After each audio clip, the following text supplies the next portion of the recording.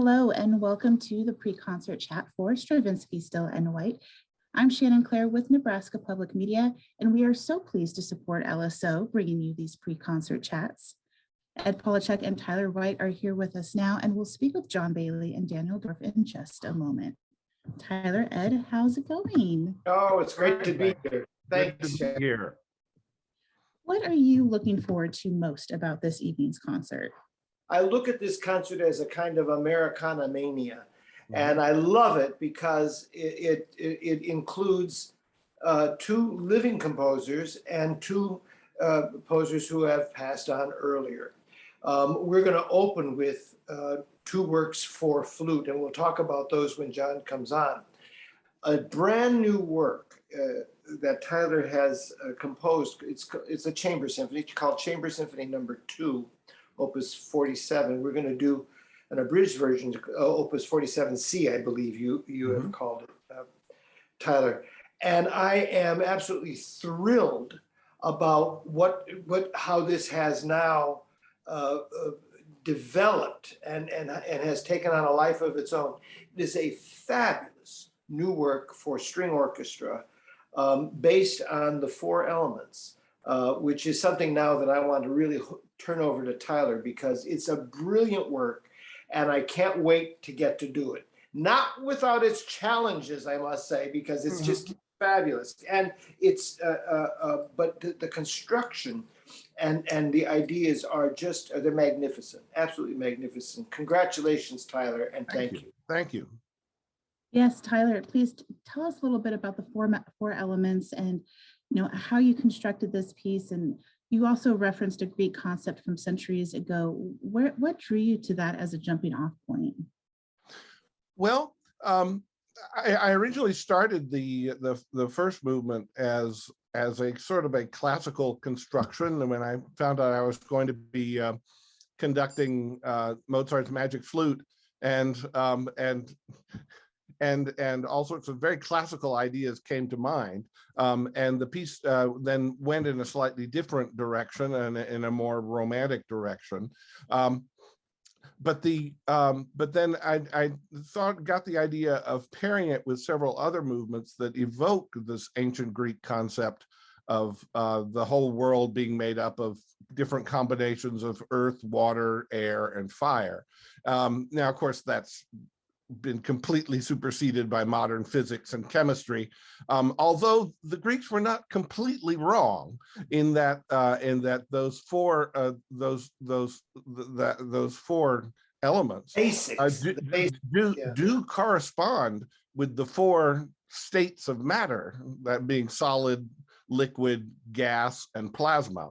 But then I decided to close with something that is also totally American, but by someone who is very well known and who had written a composition that has become, total Americana and extremely well known. And that's the music of Aaron Copland with his suite, ballet suite that he called Ballet for Martha, meaning Martha Graham.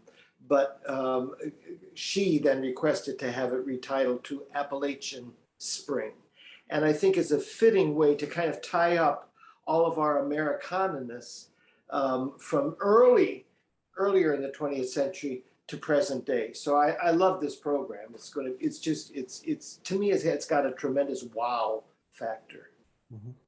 Ed, you had mentioned that you were excited to work with this piece and that you also mentioned there were some challenges as well. Yeah. Can you elaborate a bit? It's a virtuosic piece. It really is. It's brilliantly constructed. I have to say, first of all, that it's an absolute pleasure to be able to I call myself a recreator. I call Tyler the procreator, the actual creator of it. But we as musicians recreate that which is put on paper, and I think it has blossomed into just a fabulous work. The opening is rather straightforward. It's called Entrata, and it represents Earth. So it's very grounded in its approach in things. I don't find that particular movement unbelievably difficult to do, other than to get some of the atmospheric kind of challenges that you put in the score, Tyler, to come forward. The second movement, Water, is a waltz. I find waltzes difficult because it's the one beat, you might say, because it should be in one, not in three, obviously. It's the one beat that's the longest it can be without being really subdivided, evenly, I should say. And so you have to be able to play with the time, the tempo, the configuration of how you want to do rubato or espressivo, and maneuver the tempo in such a way to make it musical as well as exciting. That is always a challenge. I find this particular waltz to be very somber in its harmonically, the way I hear this piece, but it's very intense and it's very driving to the end. Right. And I was inspired by a line, the famous line from the philosopher Heraclitus, that a man can never step into the same river twice. And so as a result, there are repeated melodies and repeated things that come back slightly differently each time, and exactly. that adds another challenge, that you can't just go on autopilot. Exactly. And you get certain patterns in your fingers and in your ear, and then Tyler pulls the rug out from underneath you, which is part of what the drive of that actual movement is, in a sense, that flowing. And I love, because it's water. I didn't mean to make the pun, but it is very much a very flowing onward thing. Even toward the end, you get to the end of the movement and it keeps on going, in a sense. And that's what I think is so brilliant about that. Yeah, it's got that sort of Moldau aspect to it. It's sort of this wave motion that keeps you propelling you forward. Yeah. The third movement is an elegy, and I find this the most compelling movement for me because of what an elegy actually is. And I think that the difficulty in this particular movement has to do with intonation more than anything. Although the fourth movement also, what I'm about to say about this movement actually can be also applied to the fourth movement. In that the direction, the way one phrases, the way one actually makes the connections amongst the sections and between sections within this movement, I think are very difficult to make, especially if you're recreating this music, as we are as musicians, for a first-time listener. That's always, a tremendous challenge for a premiere of a work. And I congratulate you, Tyler, on how you've constructed that. The last movement is like moto perpetuo. It never stops. It has any difficulty you can think of for the strings, that's what's going to be in there. It's fast. It changes meters and constructive rhythms within those meters that can get very challenging. You either want to rush or you want to hold it back, and you can't do either. It has to stay right on the mark from beginning to the end, and it just parts your hair by the end of the movement. It's spectacular. Yeah, it's fiery. That's fire. The fire. Yeah, I wanted to say about the third movement, about the air movement, the elegy, that one hook, potential hook for the audience, is the very beautiful poetic quotation that heads the score from the great American poet A.R. Ammons, and it's this heartbreaking line. It was a little poem he wrote about a graveyard, and it said, "One graveyard takes out my whole family," and it ends with the words, "Still enough silver cathedrals fill this afternoon sky to house everyone ever lost from the lights returning. Oh, Wow. oh, It sounds wow. like tonight is going to be quite a moving experience for guests. Tyler, before we let you go, Mhm. here we are in a program of all current music with another current composer in our midst. When you're traveling and strike up a conversation with someone, perhaps on a plane or in a hotel, I'm curious, as if you're asked, what do you do for a living, and they hear your answer, composer, what is the most common response to that? How do you engage in that conversation? I think in general, it's what I'm trying to do to is to reach people in a direct way. What I would love to do in my music is to give people an experience of reconnecting. And I say reconnecting with something they might not have known they had lost. That there was that there's that it's in a way, I'd like my music in a way to sound familiar, and yet something you've never heard before, familiar but new. And so I think the composer is always looking for depths of expression, depths of evoking the human experience, and that's really what I'm trying to do. That I just had to interject this because I wanted people to just realize that we at Lincoln's Symphony Orchestra feel unbelievably blessed that we have Tyler Goodrich White as our composer in residence. And we're very blessed with this.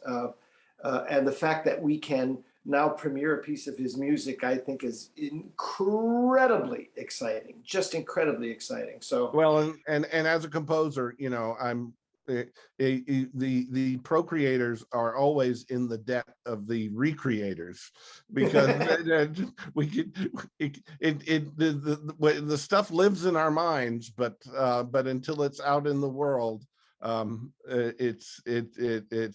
it lacks something. So well, you're eternally in your debt. as the song goes, you can't have one without the other. Yeah, yeah. Indeed, indeed. Tyler White, thank you so much, LSO composer in residence, for speaking with us and sharing Thank with you. us, and all the best tonight. Great to be with you. Absolutely. We're going to welcome John Bailey, guest soloist and LSO principal flutist, now to join us in the conversation. Thank you so much for joining us today, and Ed, as we continue our conversation about tonight's show. John, how do you approach a 21st century work differently from a standard like the Mozart Flute Concerto or something like that? Well, it turns out that the Dorf Concertino is actually quite a bit like the Mozart Concerto. I think people will find it refreshing and fun and lyrical and poignant in places, just like Mozart. It even uses a standard form of basically a slow introduction and then a rondo form.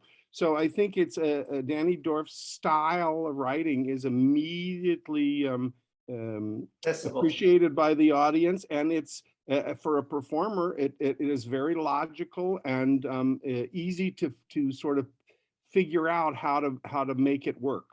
I have played thorny works before, and you have to really take some care. But most of what I'm doing with the Dorf is just try to get the character that he wants, and it's a wonderful mix of sprightly lyricism and introspection. So I think it makes a terrific foil for the Copland that's at the end of the program. It's the bookend nature of this concert as it unfolded is actually quite good. The piece that is a little spicier is my built-in encore by Kent Kennan, who is known in the music world as a theorist and has a very important counterpoint text that is sometimes still used. This is his most famous piece. He wrote other pieces, and it's sort of like Rachmaninoff with It. prelude that everybody kept wanting, and Rachmaninoff didn't want to be known only for that piece. Ken Kennan did not really want to be known only for this piece, but it is understandable why that piece itself is also immediately appealing in a poetic sort of way. I will not bore you with the use of octatonic scales or of set theory explainable chords. You don't have to know that to get the piquancy of the piece, but the poetic title really tells it all. Night soliloquy with a single yearning voice, accompanied by this halo of strings. And there is a lot of spice, and I have to, it's not in C major, but Yeah. it is, I think it's a really, really beautifully shaped piece, and it's not 1 second longer than it needs to be. It's one of the most atmospheric pieces that I've heard in a long time. I find the piece somewhat mesmerizing. And as you aptly said, that the title itself is self-explanatory. It should put the listener into that reverie of the end of twilight into the night, where we're not sure really what's happening, and out of nowhere comes this mysterious harmonic progression that is almost hypnotic in its constancy of, in the score, quarter notes, but it's this pulsation. And above that comes this lonely voice that just really carries you into the heavens, into the starlit night. It's really quite something. I love it. I think it's a great way to open this program. Well, this piece was written in the 40s, and it was a favorite of my teacher, Walford Kujala, who played with the Chicago Symphony for 50 years. It is, sort of fallen out of favor a little bit, and I'm going to do my bit to push it back into the repertoire. Good. It deserves to be. Right. It really does. On the other hand, the Dorf is 2018. It's hot off the presses, and I was there for the premiere at the National Flute Association's convention in Orlando, and I heard the piece. It's a single movement work, and I said, "That's it. I really want to play this piece." And that's why I go to conventions, to hear new music, and sometimes I draw a line through the piece, and sometimes I put a star next to it. But and so this piece really spoke to me, and I know Danny Dorf's many of his other pieces for woodwind quintet, for flute and piano. One of my former students played a piece of his, premiered a piece of his. So he and I go way back. We're convention friends. He works for Theodore Presser, the publisher, and so he's at a booth for all flute conventions, and I've known him for dozens of years. I even had breakfast with him at a recent convention. Oh, good. I'm sorry he couldn't join us today. John, I'm curious, as you were just talking about these conventions that you travel to, are there any other flutist peers, past or present, that you think of or look to for inspiration when you're kind of drawing into the work that you're set out to perform? Well, there are so many good ones. There are so many good flute players, past and present. It's scary. I tell my students, you have to be terrific just to be middle of the pack. It's true. And I think, John, by the way, I think that's true in almost every aspect of music performance at the moment. We have, over the years, matriculated so many students from top music schools, conservatories, really from around the world, into our society. And there seemed to be, and particularly because of the pandemic, but even before the pandemic hit, fewer and fewer opportunities for these really hordes of musicians that are exceedingly talented and deserve to be heard. But it becomes more and more competitive every year for any musician to be able to make it in this profession. It's crazy, but that's the way it's gotten. I guess to answer your question, the person who premiered the convention or the concerto at the convention, Jasmine Choi, is a rising star, and she has phenomenal technique and commitment and poise. But you know, this is a piece that I think could be done by almost anyone in a personal way. I think this is one of those pieces, the Dorf Concertino, that you can hear the personality of the performer come through. And it's not artificial. I think it's just very sincere music in the best possible sense. So I'm not trying to sound like anybody when I'm performing. I think that's one of the big messages in this piece, is that it is a vehicle, it is an intentional vehicle, but with soul. In other words, you're not supposed to not notice the performer, but it's not only for the performer. It has musical content and shape. And I think how everyone does it, it's almost like a one-person Broadway show that you can bring. There are many different ways to do it, and pacing and things like that, and the personality comes through. And I must tell you, it's going to be a joy to play with my colleagues. Well, I was going to say that I have to share this with you, Shannon. Not to embarrass John, but John and I have collaborated on many different occasions, and it's always just such profoundly beautiful performances that John always produces. And so early on in my as my position as music director of Lincoln's Symphony Orchestra, I began to call John Bailey Jean-Pierre Bailey, because I just think that he is absolutely top drawer, first-class musician. We are exceedingly lucky. I mean, so fortunate as an orchestra to have John Bailey, Jean-Pierre Bailey, as our principal flutist. I'm delighted, and so I can't wait now to perform this stuff with you this evening. Well, especially since it was originally scheduled for April of 2020, and now we're almost 2 years later, and but we're doing it. I'm so excited. I'm so grateful to be playing live with my colleagues. Yeah, it's like that saying, good things happen to those who wait. So hopefully tonight and the rest of the season will be as grand as can be. Before we have to go here, Ed, I'm curious real quick, if there's one thing that guests could take away from the show tonight, what would you hope that to be?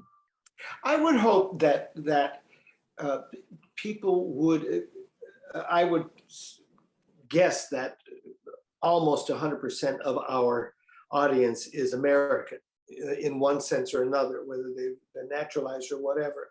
I would hope that people will come away from this performance thinking, what a rich, exceedingly rich and diverse culture we have in American music, going back, from early 20th century to present day.